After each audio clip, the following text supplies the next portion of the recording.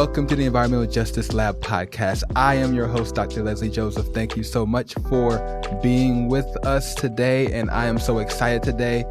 This is a very special moment for me. I have on the episode today an author, an activist, and just an amazing all-around woman who is going to get to share with us so many things about her life experiences, and we're going to talk about the environment. We're going to talk about justice, conflict, and she has a book coming out that I want all of you to go get. And so without further ado, I want to welcome all of you and introduce you to Somia Sadiq. Somia, how are you? I am doing well, Lesley. How are you? I'm doing great. Thank you so much for being on the podcast. I don't get too many authors coming on. Most of the time we're activists, we're students, we're just trying to make a difference in our own little ways. But you have a book coming out, which I want to really get into and talk about because it's going to be an amazing, impactful book. But before we get into the book, can you tell us a little bit about yourself, where you're from, your upbringing, your passions, the things that make you who you are? Thank you, Lesley, and thanks for having me here today. It's great. I'm really excited. So a little bit about myself. Name is Somia. I was born in Abu Dhabi, United Arab Emirates. My homeland is Lahore, Pakistan. That's where I'm from. I'm actually headed there next week, and really, really excited. I came to Canada as a newcomer in 2000, right after 9/11. So a very, very different time for Muslims, and especially for people of color, for Muslims as a woman. So, barrier.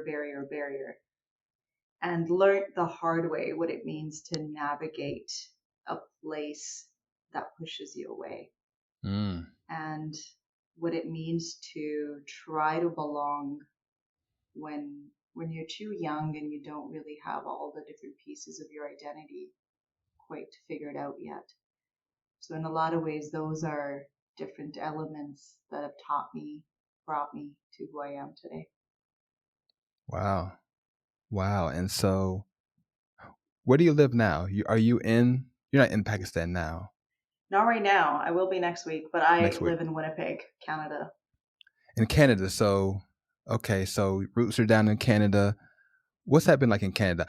In America, it's interesting. We always have this, I think, love-hate relationship with Canada, where we like to talk about Canada in ways that aren't as encouraging, but then a lot of us secretly want to live there, right? We want to have that health care. We want to have those mountains and those seasons and those sporting events. And so I wonder what your experience has been like in Canada. Yeah, I love hearing that, Lesley, because I just assume that all Americans talk very fondly about Canada because we are really awesome. Because why not, And there's with every place, and I think this is the reality of the world that we live in, and something that I hold very dear to me is every place has its bruises and its marks, its legacy, its history. Just like the US does, just like Canada does. So it's very much embracing all the different parts of who we are, what our legacy has been, what our history has been, and then finding ways to work through that and navigate that together. And as far as our American friends go, I always say to all my American friends, come on up, we'd love to host you. And if you need a few medical appointments while you're here, we can figure that out too. That's right. Oh man. Yeah. No, I spent a little bit of time in Calgary. I went to a conference there, and my wife and I loved it. I mean, we loved the people. They were so kind, hospitable.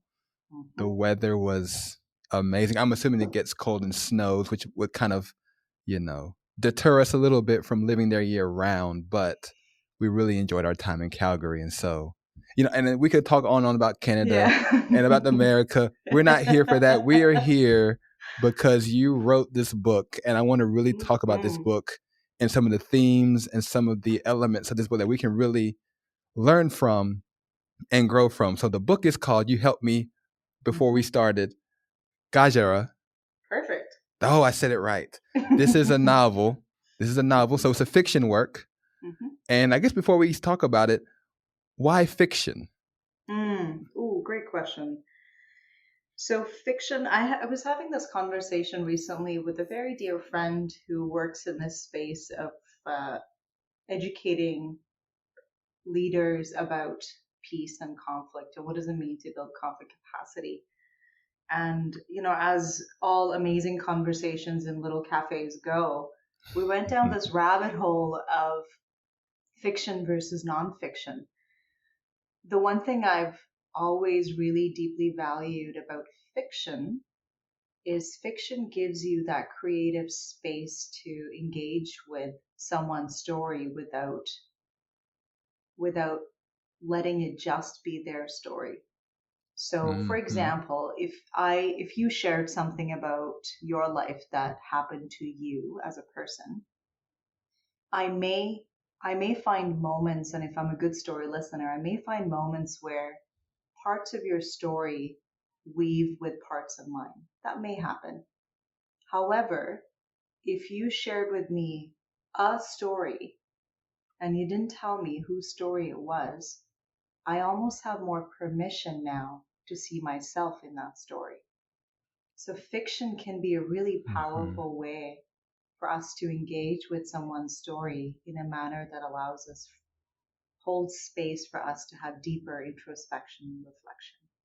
That's why I decided to write fiction to allow for people to have that space to see themselves in some parts of the story.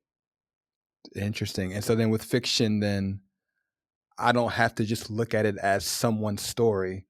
I can kind of pick myself up and see where I fit in that Hmm. story and really almost become a part of it as I Absolutely. read through it and understand what's happening and look at my life in relation to that story that you're telling in the book.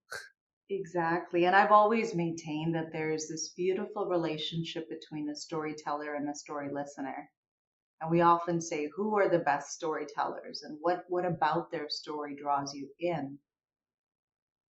And we forget the piece about the story listener. And a Mm. storyteller and a story listener have this almost a sacred relationship where the energy that a story listener has is very much holding space and permission for a storyteller to tell their story. So when we work with fiction, when we work with allegories and metaphors, Mm-hmm. we together create that permission for all of us to relate to a story. That's interesting. So then when you wrote this book, did you have a particular story listener in mind, a particular, I don't know if it's a person or a group or a community that you were, I know when I tell this story that this group, these people are going to resonate in ways that I want to engage directly. Did you have that thought, or did you feel like you try to make it as universal and as global as you possibly can to try to bring in as many people as possible into the story? Great question, Lesley. I'll say a couple of things that come up for me. One is when I had a conversation with my marketing coach about, when you're writing a book, you learn a lot about how to market it, how the publishing process, and so on. Mm-hmm. And they asked me about my target audience. And my first response was, "Oh, it's for everybody." And if you know anything about marketing, they'll really keep pushing you to say, like tell Mm-hmm. me who it's for. When I was writing the book, a huge part of the journey was about finding language for the middle, finding language for the complex. And that is who this book is for. It's for people who are looking for that language of the in between. How do you describe the very complex relationship with forgiveness? How do you describe grief? How do you describe that sort of gutting loss of that sense of belonging? And how do you describe that climbing up the ladder to try and find that sense of belonging? Mm-hmm. So, in a lot of ways, it was for people who are trying to grapple with those issues.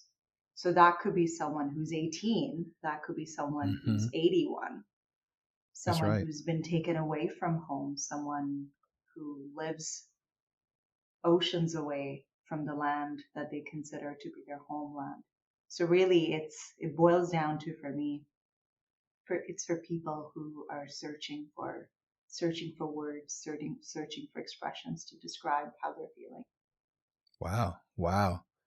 And so it almost goes deep into the heart Ooh, yeah. of, the human experience and the human desire to rise and to be influential and to make a difference and to live with Mm. meaning and purpose. No, I Yeah. love it. And that transcends a lot of things that Mm-hmm. we might typically identify as people that we would connect with, whether it's on a religious sense, ethnically, nationally.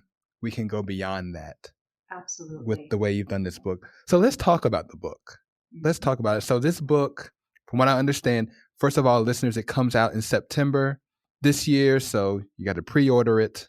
Make sure it gets there so you can read this amazing book. We follow Emahn. Did I say that right? Emahn? Mm-hmm. Mm-hmm. Emahn. So in the description, she's this big-haired, mischievous, larger than life, just big character. And we're following her in this story. And we got, I don't know if we have multiple realities. We have almost different lives that she's living. I think she's from Pakistan, but she moves to Canada, or she's in between the two.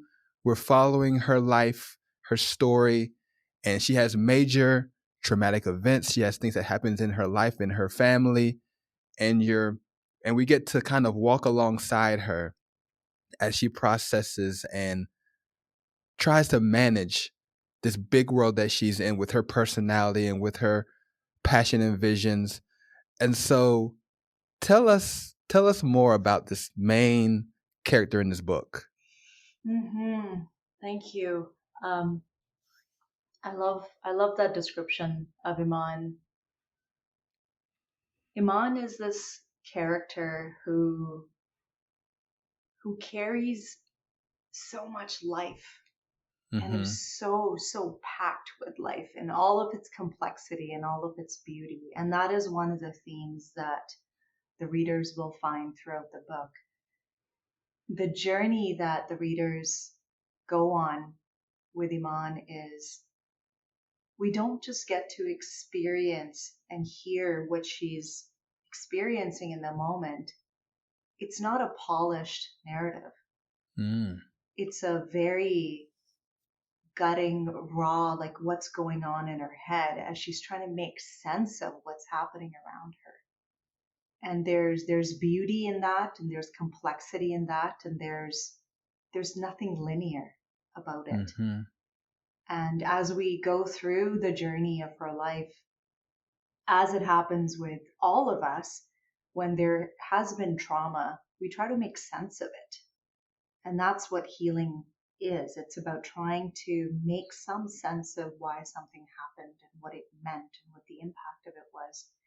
So as we journey with Iman, we see her revisiting some of these things. And every time she goes back to them, there's a new lesson that pops up Mm-hmm. from that Mm-hmm. experience. And so it's a very non-linear journey through her life as she experiences new things and as she tries to make sense of the world around her. And it's rich in allegory, in metaphors, and very much rich in her cultural wisdom and understanding and belonging. Wow. Wow. There's a statement in the description of the book that talks about Emahn, and what it says is that she's resilient, she's driven, she's unbreakable, almost. Mm-hmm. And when I read that, I said, a lot of us feel that we want to have those characteristics. We want to believe that we can really overcome and move past and through all the challenges that we see. But I think a lot of times we do have that Mm. almost kind of posture where we don't quite get all the way through. How does that almost play out, if you can tell us, in Emahn's story, and in the ways in which she not quite unbreakable, but almost? Yeah, I love that question. The truth of the human experience, and there's many truths. Humans are so complex and yet so simple and so beautiful. The truth of the human experience is we want to know that we can deal with it all, because that validates us, that validates our resilience. And sometimes you fake it till you make it. You say out loud that, "Ooh, I am tough," and then you go in the shower and have a little cry, and you feel better, right? That's right. And over time, we're now getting better with accepting that resilience does not mean that you are tough all the time. Resilience means you have the capacity to unpack, the capacity to understand, and the capacity to accept parts of you that you may not like in the moment.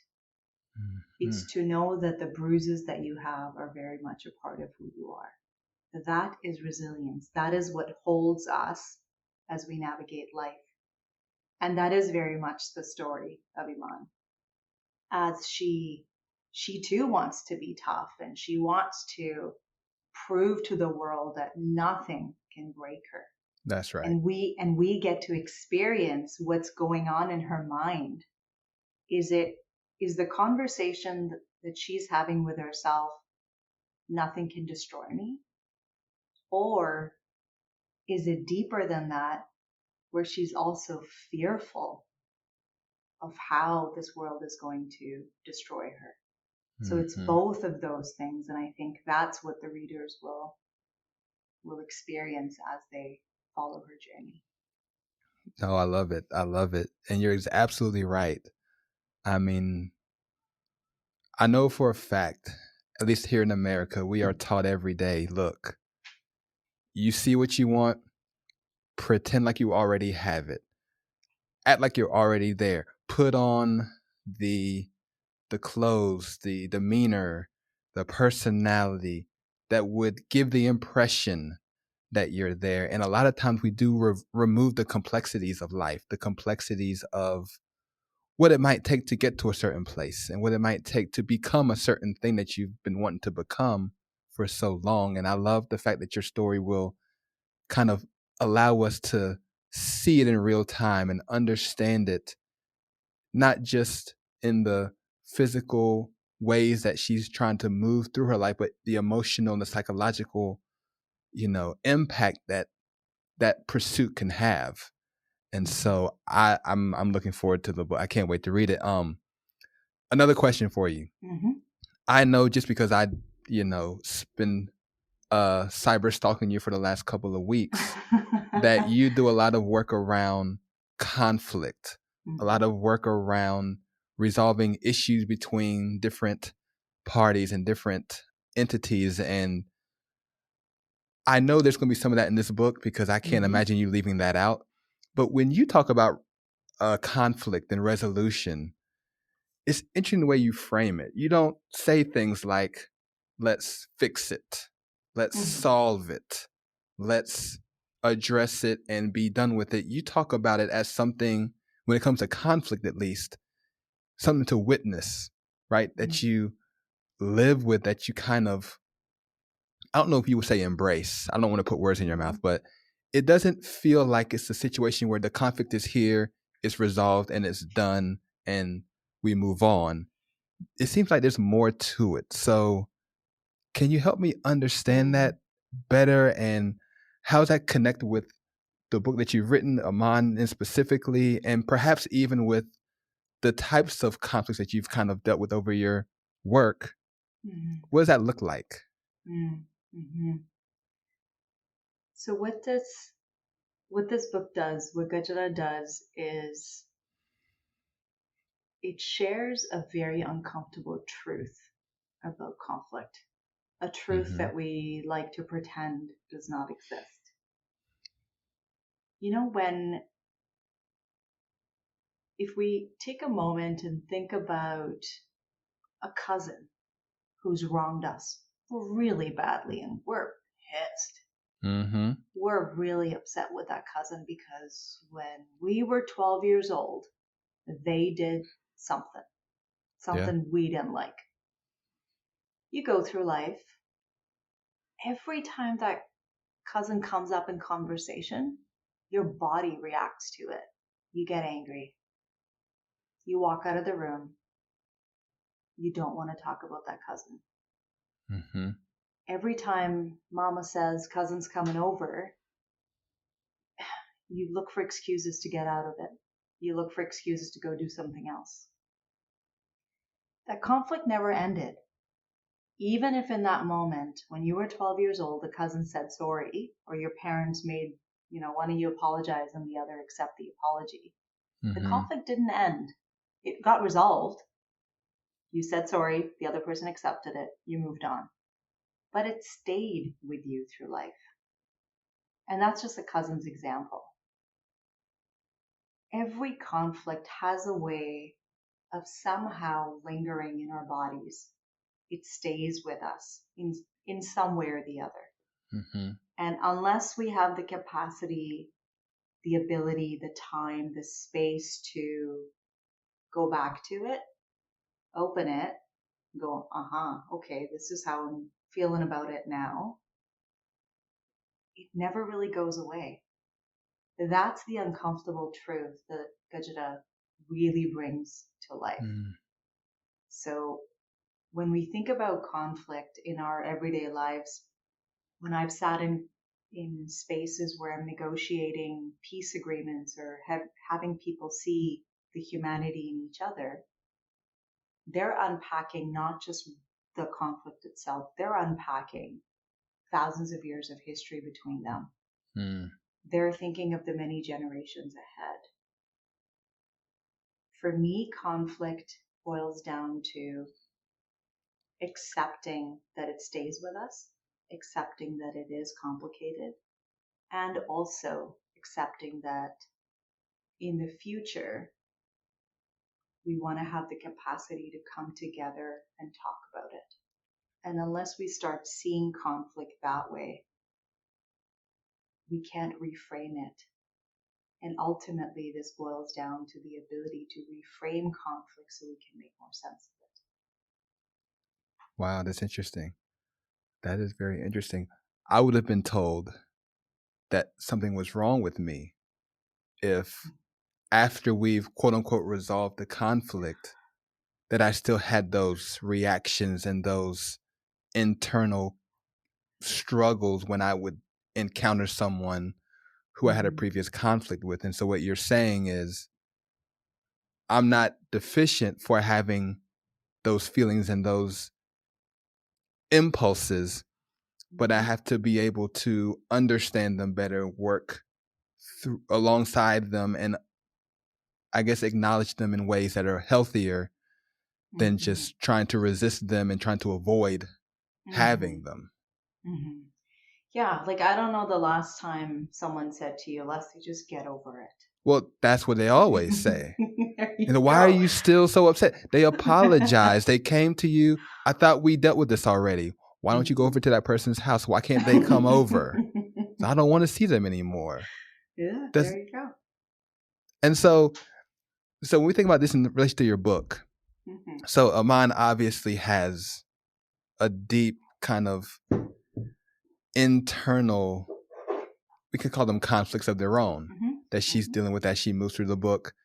And in the book, you also kind of bridge that with external conflicts, things happening around her, political conflicts, I imagine economic and social ones that are also kind of shaping the way that she's seeing herself and seeing the world around her. And so how specifically did your book kind of bring those together? And what does that tell us, especially these days when we see so much in the news about a lot of political conflicts, a lot of war, a lot of really deep-seated generational conflict that's really persistent throughout Mm-hmm. history, even to Mm-hmm. today. Mm-hmm.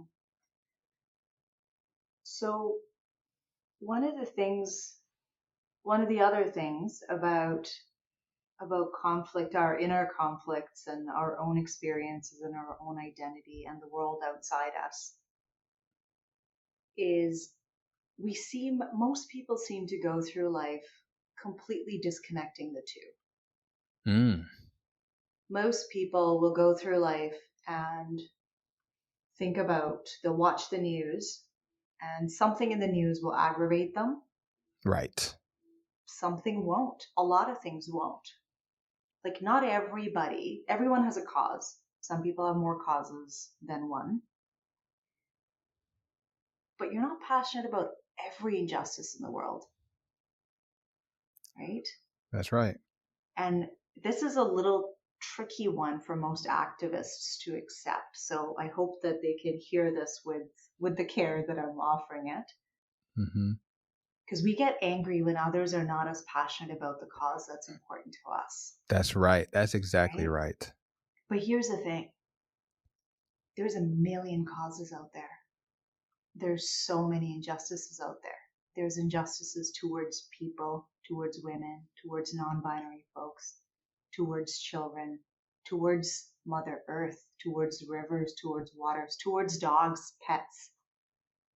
Are we passionate about every injustice? Not really. Some injustices, when we see them, we rage from within.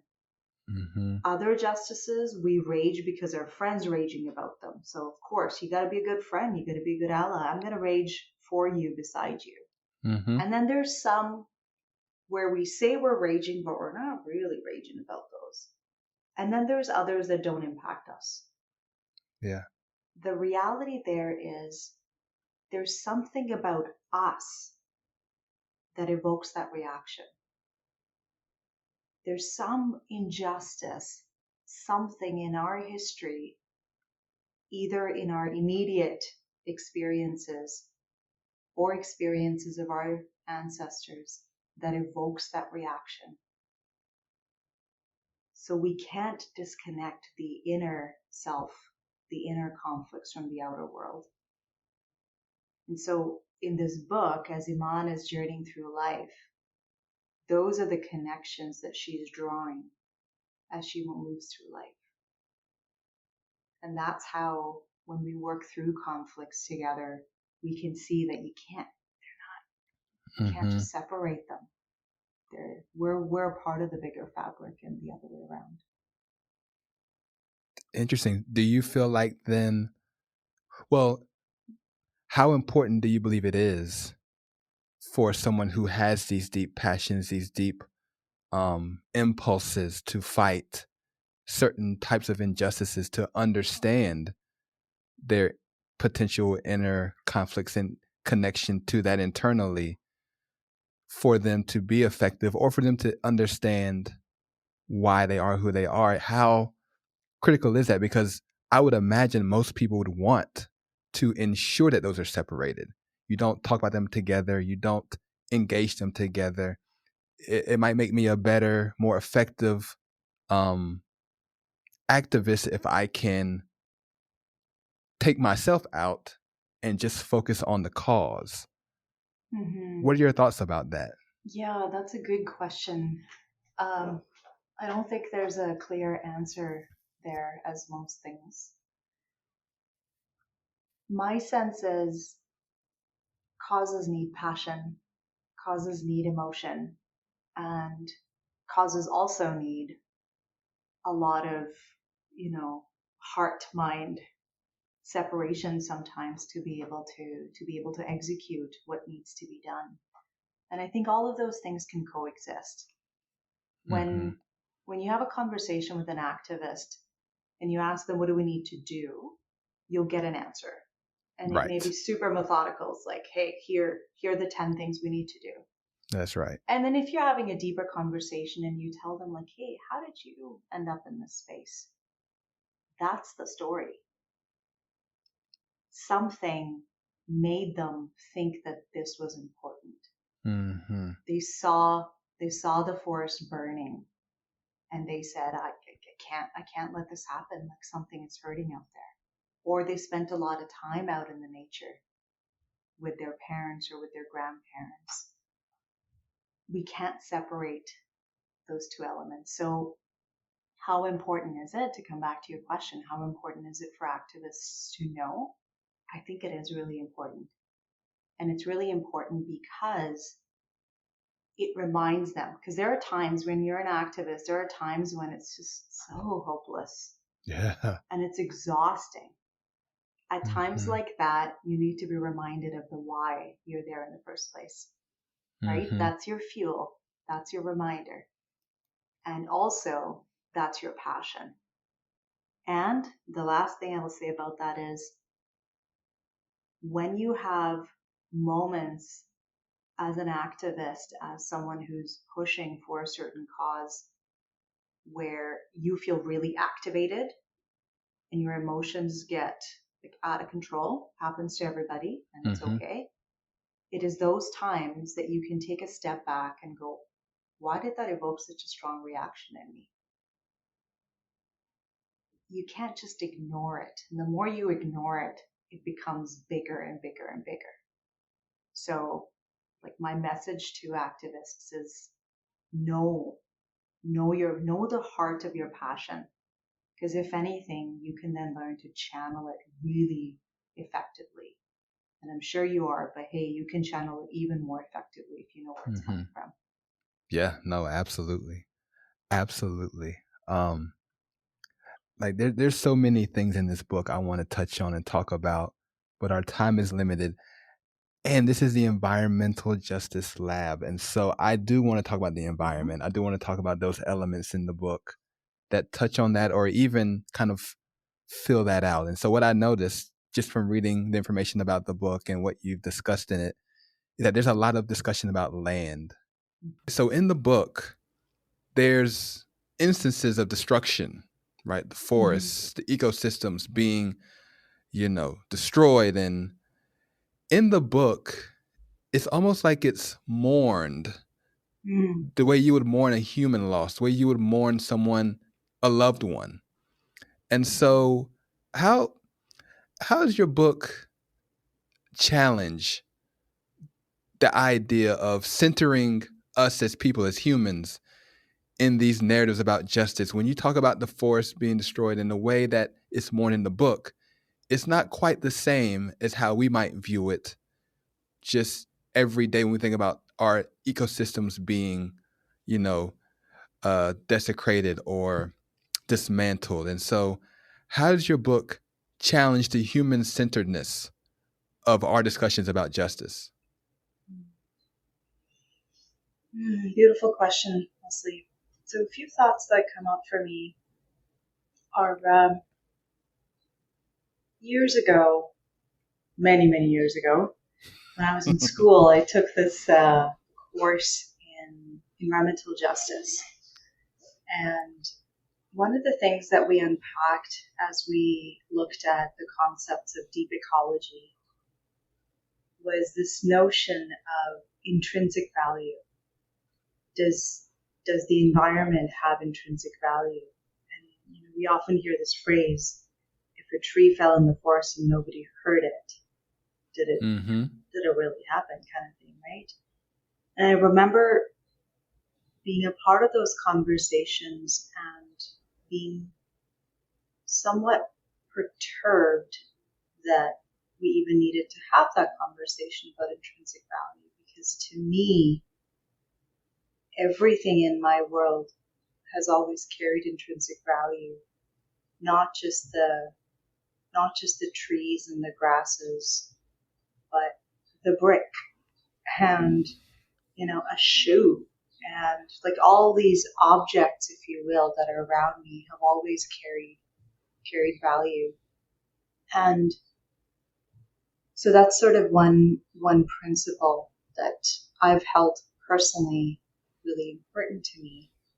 The other thought that comes up for me is my grandfather Dada Jani used to say, "Chutti chutti khushiyan," the little joys. And he'd say, the day we stop noticing the little things in life, we've stopped living. And I've applied that principle to many things in life. When you're going through dark times, you find little glimmers in life. And also, to me, if I'm walking down an urban road or pavement, and you know how every now and then you see these little flowers that pop up in between the cracks? Yep. I make note of those, and they mean something to me. And they signal that beautiful things can grow in places where you may not expect them. Mm-hmm. And so, does that tiny little plant have value? Ooh, to me, it does. To me, that tiny little plant is this symbol of so much. It's teaching me something, and it becomes important to me as a teacher. It's living for itself, so it's important to its own environment. So to me, everything carries that value. And then when I apply that to your question and thinking about, when there's loss, when there's destruction in our environment, when there's loss of forests and ecosystems, and you apply that tiny little flower that grew to an entire forest, of course it has value. Of course it's valuable for what it is and what it carries. So the loss of that means so much more than the loss of a tree or loss of some land. It's loss of this fabric of life that connects me to the forest, that connects me to this little flower that's taught me a lesson. The loss of that little flower is a loss of a teacher. So in a lot of ways, we can think about the environment as a really important teacher and hold it sacred in that relationship. Wow, that's beautiful.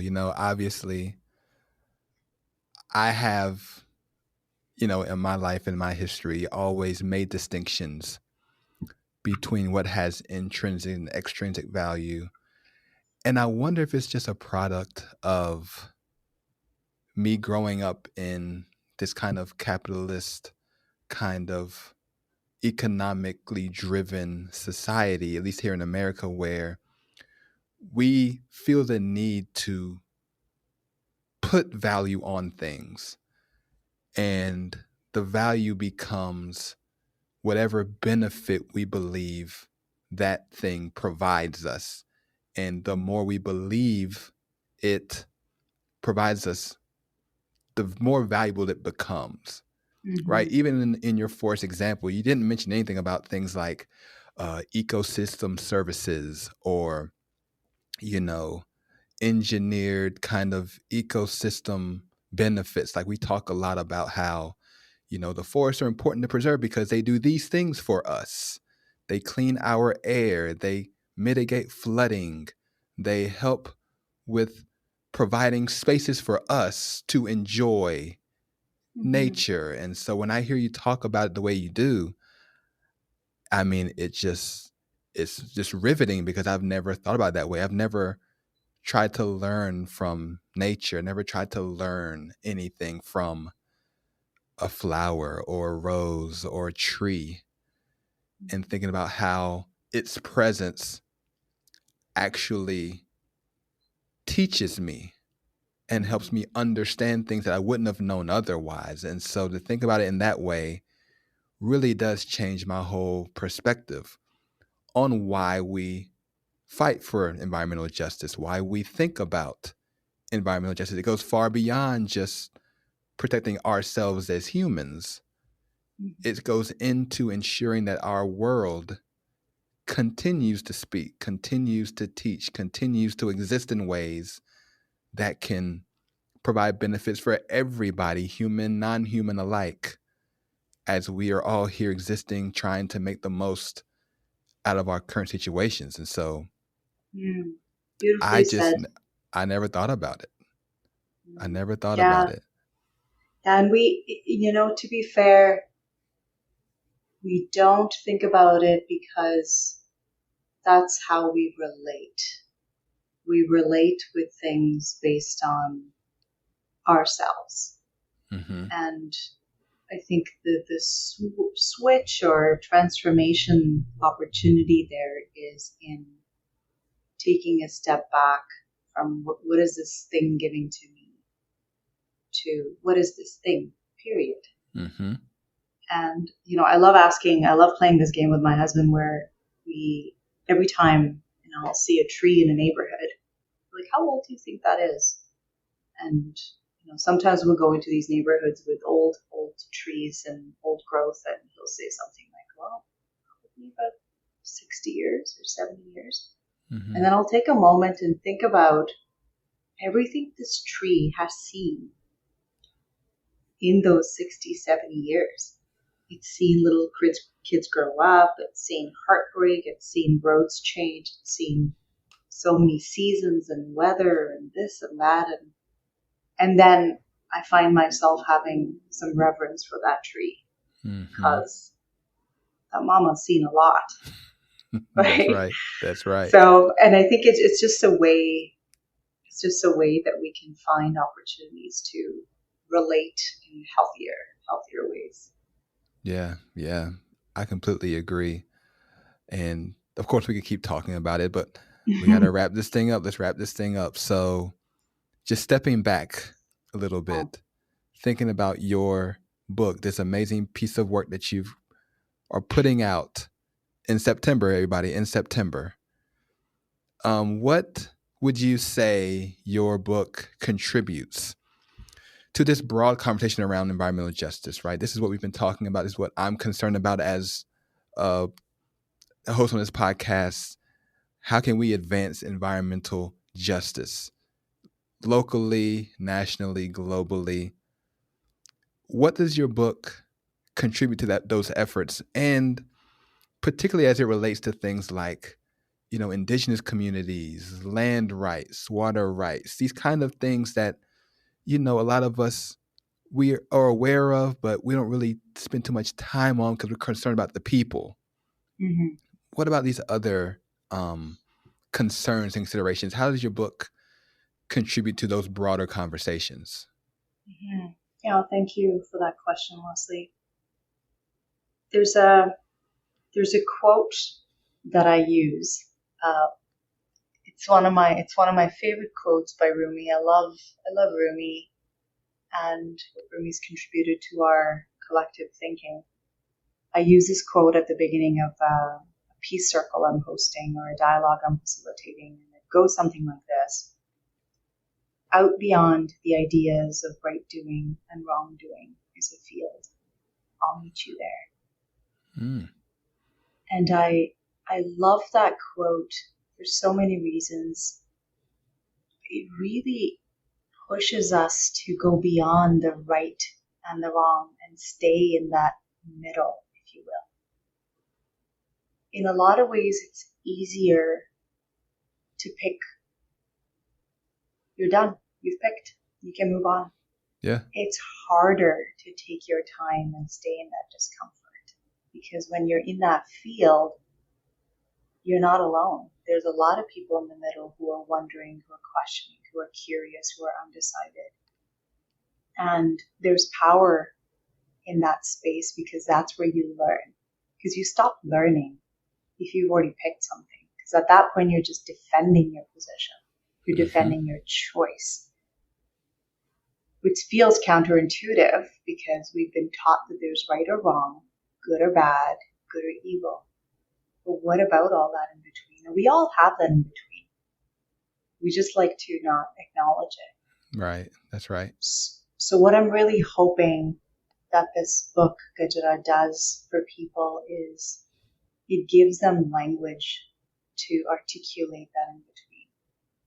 It gives them language to express, understand for each other, hear all of that in between, all of that discomfort, the complexity of the human experience. And also accept that there's a lot of opinions out there. So especially for activists, I hope that it creates an opportunity for for a little bit of self-awareness for where they're coming from. Why is that cause important to them? Because I think that's a beautiful, empowering space to be in. Mm-hmm. So it creates that opportunity for self-awareness.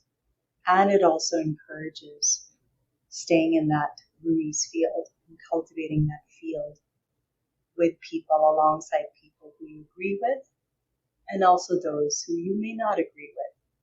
But we're much stronger if we continue to learn and grow together. Absolutely. Absolutely. That's well said. That's well said. And on that note, I'm going to let you go. Thank you so much for joining us. Her name is Somia Sadiq, and the book is Gajarah. It is out September of this year. I will be getting a copy. I encourage all of you listening to get one as well. And Somia, I'm so thankful, so glad you had the time to spend with us on the podcast. Thank you so much for joining us. Mm-hmm. Thank you so much for having me, Lesley. I really, really enjoyed our conversation. I'll encourage folks who are following my journey. Follow me on Instagram, on LinkedIn. I often share little tidbits. I share a little behind the scenes on how the writer journey has gone and what has inspired it. So I would encourage you to follow along. And I can't wait for folks to read this book. It has some tough themes and it may feel uncomfortable at times. But one thing I can tell you is that it's been written with a lot of care and a lot of love, and I hope that you receive it and feel it. So I look forward to sharing that with you. Thank you. Yes, absolutely. We look forward to reading it. I'll make sure your social media handles are in the description of this episode. Like she said, follow her, like her content, continue to connect with her as she shares these stories, as she writes, as she shows us what it looks like to write and to put together this masterpiece that she's provided for us. Somia, thank you so much. I really, really appreciate it. And your time, your intelligence, your deep, the way you think about these things really resonates. And so I know it will with the rest of our listeners as well. And I'm so excited for you and congratulations on the book. Thank you so much, Lesley. Thanks for having me. No problem. This has been an episode of the Environmental Justice Lab, where we are for the people and for the planet. I'll see you next time.